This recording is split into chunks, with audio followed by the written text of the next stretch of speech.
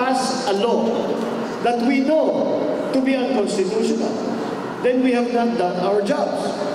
And we cannot be asked to be a rubber stamp.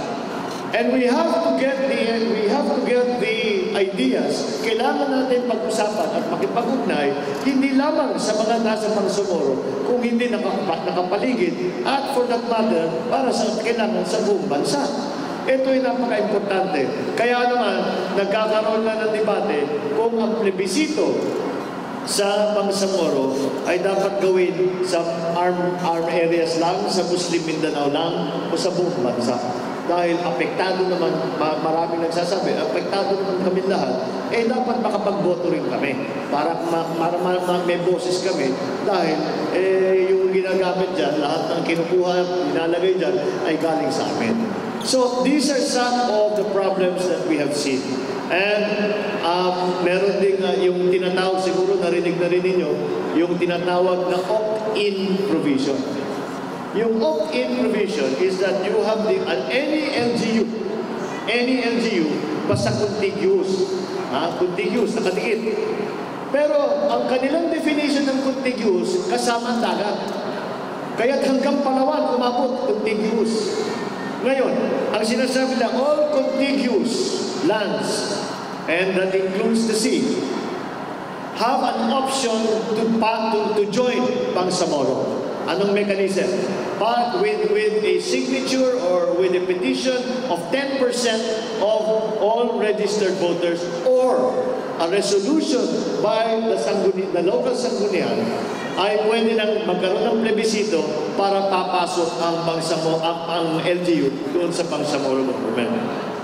Ngayon, hindi natin pwedeng gawin na parang sasabihin mo, okay, ang Ilocos Norte, ang boundary, gagawa tayo ng isang probinsya. Ang probinsya, tatawagin natin Ilocos Norte. Ang Ilocos Norte ay dito sa western side, ay dito hanggang sa dagat. Tapos, i-define yan. Magkakaroon ng ordinates para yung boundary ng Ilocos Norte. Pero dadagdagan mo. Pero, kung gustuhin ng ibang LGU, pwedeng sumama. Kukuha kami sa Abra, kukuha kami sa Ilocos Sur, kukuha kami sa Cagayan. Pwedeng sumama at palakihin. So, bawat taon, bawat pagtagal ng panahon, ay nagbabago ang boundary. At ang tanong ko pa, isa pang problema dun sa opt-in provision ay kung ang LGU ay hindi naman nakadikit sa core territory at sumama sa Bangsamoro, saan ngayon sila? Anong probinsya sila? Saan sila kukolekta ng IRA? Sino tatakbuhan nila ng pulis? Saan yung hawak nilang PhilHealth card? Saan ospital sila pupunta? Kaya masyadong magulo dahil pinababayaan ang Bangsamoro territory na palaki ng palaki.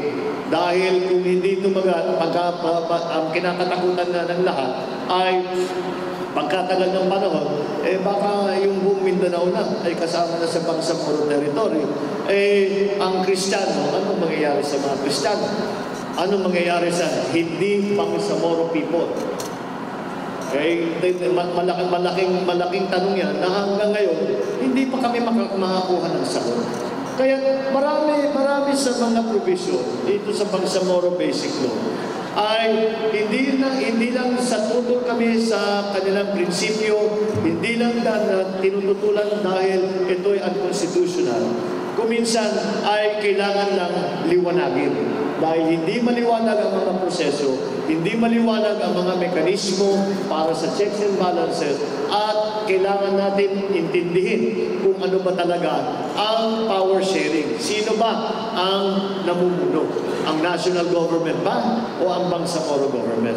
At as a final point, ang nagtataka ang marami na kung bakit ang naging facilitator, yung parang referee dito sa usapan na gobyerno at saka sa MILF, ay Malaysia. Malaysia ang siyang nagsimula ng gulo sa Mindanao. Dahil sinabi na, pinalaman ng Ninoy Miswari na ang nagbabayad ng gera sa Mindanao para sa MNLF, kung pa 1968 pa yun, nagsimula ng mga 1968, ay Malaysia. Ngayon, sila ang magsasabi kung ano ang mga dapat gawin. Sila nagtuturo kung sa Pilipinas kung ano ang magiging solusyon.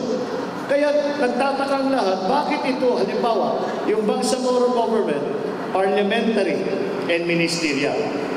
Tayo dito, ang nakalagay sa konstitusyon, ang Pilipinas is a Republican Presidential Unitary. Unitary, ibig sabihin, isa, pare-pareho.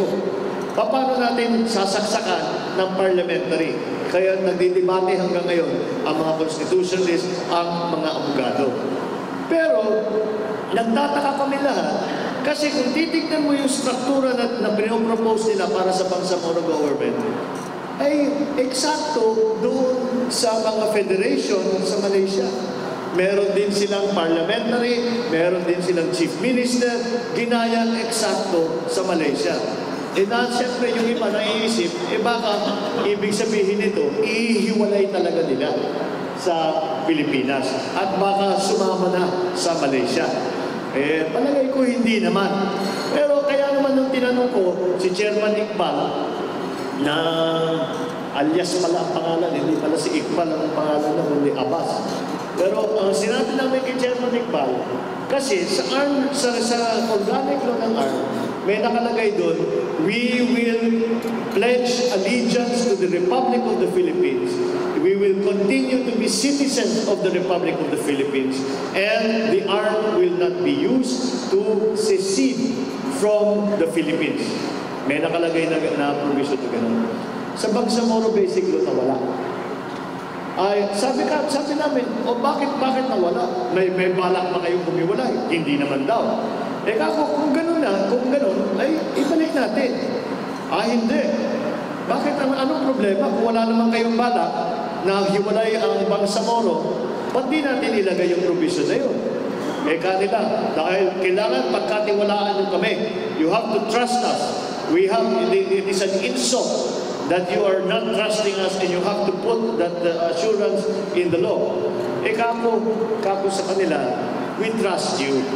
Pero wala kaming alam kung sino ang susunod sa inyo. Pagka wala na tayong pareho, hindi na natin malalaman kung ano may isipan ng mga uupo dyan sa pwesto mo. Anong mga uupo dito sa pwesto ko. Kaya tiyakin na lang natin. Kaya yan ay pinagtatalunan pa namin. So, yung kagaya ng opt-in provision, palagay namin ay nakapag-agree na kami na sa Senado ay tatanggalin na lang yung opt-in provision, yung pagdagdag ng mga LGU dun sa Bangsamoro. Pangalawa, yung sinasabi kong provision na hindi hihiwalay ang Bangsamoro sa Pilipinas ay ibabalik namin na galing sa ARM. Yung mga constitutional problems na nakikita namin, aayusin namin lahat yan. At pati na ililiwanagin natin yung tinatawag na sharing. At yung halimbawa, yung block grant na kalaki-laki ay titiyakin natin na gagawin namin na ito ay magiging transparent, accountable ang mga opisyal. Kagaya ng lahat ng local government unit. At so, ang ginagawa ko ngayon ay parang yung sistema ng Bangsamoro ay ilinalapit natin sa sistema ng pangkaraniwan na LGU. Ang problema lang, wala tayong regional government. Ngayon pa lang tayo gagawa ng regional government na parliamentary. So parang enhanced trick. Halimbawa, sabi namin yung COA, yung sinasabi ko kanina, yung COA, gawin na lang natin COA region park. Lahat naman ng region, may regional office ng COA. Ganun ang gawin natin, yun ang gayahin natin. Tapos, yung COMELEC, ganun din ang dapat natin gawin. Pati yung civil service, dapat pa rin natin gawin. Yung pulis, kailangan maliwanag na ang pulis ay nasa ilalim ng PNP. At kailangan lahat ng magiging Bangsamoro pulis ay susunod din sa schooling, sa examination, sa training ng pangkaraniwan na pulis. Meron pa sa Bangsamoro na pwedeng magtayo ng armed force. Ang Bangsamoro, ito hindi maaari at ito'y tatanggalin namin. Kaya sa ngayon, dahan-dahan inaayos, naka-recess kami, wala kaming session ngayon, nag-adjourn kami noong June 10. At dito sa recess, ang aking ginagawa ay natapos ko na yung hearing, yung pagdinig. At ang gagawin natin sa susunod na habang nasa recess, habang walang session, ay sinusulat ko na at lahat linalagay ko na, binabago ko na yung draft na ibinigay sa Kongreso, linalagay na namin lahat ng pagbabago at sa palagay ko pagbalik namin after SONA ay matapos na yung substitute bill, pwede ko nang pakita sa aking mga kapwa senador at mapag-usapan, mapagdebatihan, mapagbotohan kung kailangan ang mga iba't ibang provision para na masabi natin na maayos na ang BBL. Kaya pag mangyayari dito ay pupunta pagkatapos ng pagbalik namin sa SONA, I will call a hearing of the committee members ng committee ko. Bibigay ko sa kanila yung aking substitute bill. Pag-uusapan namin kung anong pagbabago ang pag-agrihan namin, gagawin namin. At kung ano ang ma-approve sa committee level ay dadalhin namin sa Senado at pagdidebatehan ng lahat ng senador. Kaya siguro hindi ko masasabi kung kailan matatapos dahil ito nga ay natatapos dahil hindi natin masasabi kung gaano kahaba ang magiging usapan, ang magiging diskusyon. Ang masasabi ko lamang, maaasahan ninyo na kahit na anong pressure ang binibigay, kahit na anong deadline ang binibigay ng palasyo, ng ibinibigay ng kung sino-sino, na wala naman sa comprehensive agreement, na wala naman sa BBL, ang dami lang binibigay ng deadline sa amin. At kaya naman, bawat hearing namin sa Senado, pag nandyan yung OPA, lagi ko natatanong sa kanila, bakit nyo kami minamadali? At hindi naman kahit na matapos itong term na ito, hindi naman matitigil ang mundo eh. Tuloy-tuloy pa rin itong pagsusuri, pag-aaral nito. Kaya ang masasabi ko lang at may papangako ko sa iyo, masusumpakan ko sa harap ninyo, hindi ako papayag na imadali itong BBL. Hindi ako papayag na i-railroad ang BBL dito sa aking committee at kung sumubok sila ay ititigil ko ang proseso. Kaya asahan ninyo, lahat ng mga nakikita nating problema, lahat ng mga nakikita natin na kailangan gawin, kailangan idagdag, kailangan bawasan, kailangan palitan, ay gagawin natin. Hindi mamadali ito, importante masyado ito, yun ang aking maipapangako sa inyo lahat. Maraming salamat sa inyo.